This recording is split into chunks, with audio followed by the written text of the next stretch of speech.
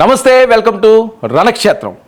చాలా కీలకంగా 2024 ఆంధ్రప్రదేశ్లో జరుగుతున్న సార్వత్రిక ఎన్నికల్లో తూర్పుగోదావరి జిల్లా చాలా ప్రత్యేకత సంతరించుకుంది. తూర్పుగోదావరి జిల్లా ప్రజలు ఈసారి ఏ పార్టీ వైపు మొగ్గు చూపిస్తున్నారు, ఎవరికి విజయాన్ని అందించబోతున్నారు?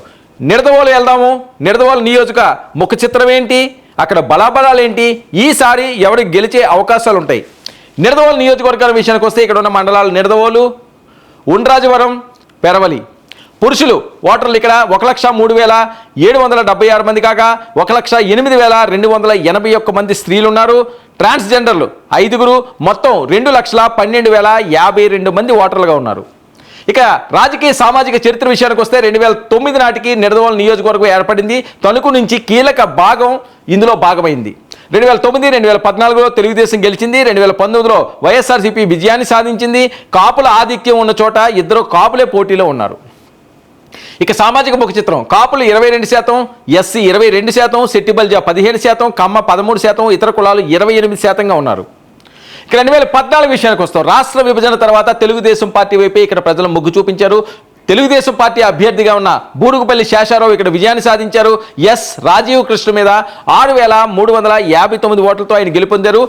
బూరుగుపల్లి శేషారావుకు వచ్చిన ఓట్లు 81,591 కాగా రాజీవ్ కృష్ణకి 75,232 ఓట్లు సాధించారు.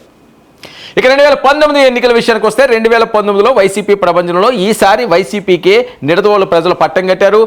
రాజీవ్ కృష్ణ వర్సెస్ బూరుగుపల్లి శేషారావు మధ్య మళ్ళీ పోటీ నెలకొంది. ఈసారి రాజీవ్ కృష్ణ 21,688 ఓట్లతో శేషారావు మీద గెలుపొందారు. రాజీవ్ కృష్ణకు వచ్చిన ఓట్లు 81,001 కాగా బూరుగుపల్లి శేషారావుకి 59,313 ఓట్లు పోలేని. ఇక బరిలో అభ్యర్థులు ఈసారి ఈ నియోజకవర్గంలో ఎవరెవరు బరిలో ఉన్నారు? గడ్డం శ్రీనివాసనాయుడికి ఈసారి వైసీపీ టికెట్ ఇచ్చింది. అయితే కందుల దుర్గేష్ రాజమండ్రి రూరల్ ఆయన టికెట్ ఆశించారు. అయితే పవన్ కళ్యాణ్ గారు నిడదవోలు వెళ్ళమని ఆయన ఆదేశించారు. ఈసారి కందుల దుర్గేష్ జనసేన పొత్తులో భాగంగా జనసేన పార్టీ నుంచి ఇక్కడ బరిలో ఉన్నారు.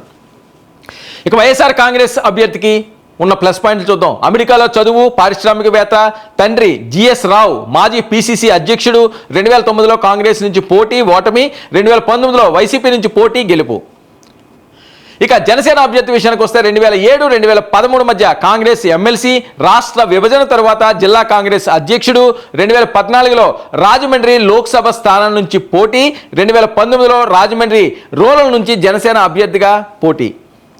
ఇక రాజకీయ వారసత్వం, జయాపజయాలు, అనుభవం, సిట్టింగ్ ఎమ్మెల్యే కావడం వైసీపీ అభ్యర్థికి అనుకూలం. స్థానికుడి కావడం కూడా వైసీపీ అభ్యర్థికి కలిసి వచ్చే అంశం. జనసేన అభ్యర్థి ఇంతకాలం పనిచేసిన చోటు నుంచి కొత్త చోటుకు వచ్చి పోటీలో ఉండడం కాస్త మైనస్. ఇక కూటమి అభ్యర్థి కావడం ప్లస్ పాయింట్. ప్రత్యర్థులు ఇద్దరు కాపులే కావడం కూడా ఇక్కడ పోటీని హోరాహోరీ చేస్తుంది.